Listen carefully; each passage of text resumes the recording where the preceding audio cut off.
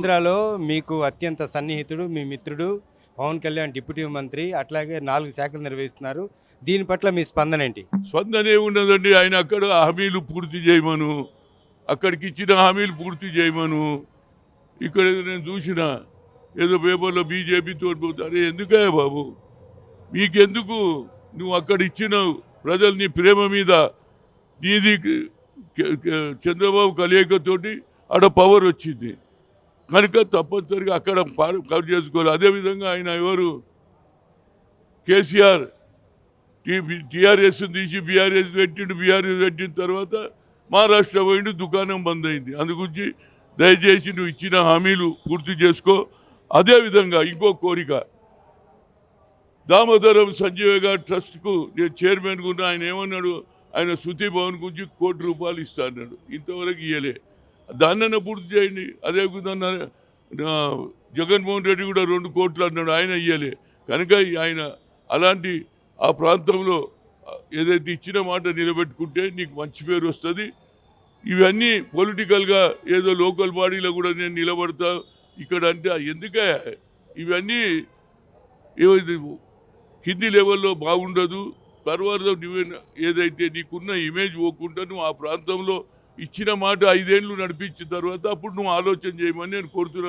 ఒక మంచి మిత్రుడుగా నాకు కూడా ఆయన అభిమానం, ఆయన అంటే కూడా నా మీద అభిమానం కాబట్టి ఆయన కోరుతున్నా.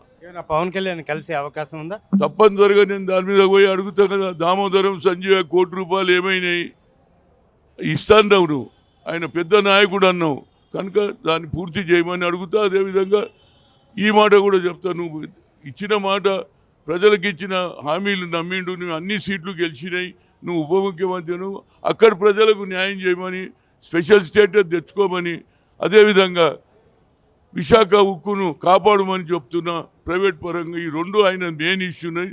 దీని మీద అదేవిధంగా ఏది ప్రజలకు ఇచ్చిన హామీలన్నీ పూర్తి చేయమని, అక్కడ నువ్వు ఎక్కువ కాన్సన్ట్రేట్ చేస్తే నీ భవిష్యత్తు బాగుంటుంది, అక్కడ బడుగు బలైన వర్గాల భవిష్యత్తు కూడా బాగుంటుంది అనేది కోరిక. Thank you sir. అది పరిస్థితి. ఖచ్చితంగా ఏదైతే రాహుల్ గాంధీ నిన్న పార్లమెంట్లో వివాదాస్పద వ్యాఖ్యలు చేశారో దాని వెనక ఎలాంటి వివాదాలు లేవు. ఆయన ఉన్న వాస్తవం మాట్లాడారు.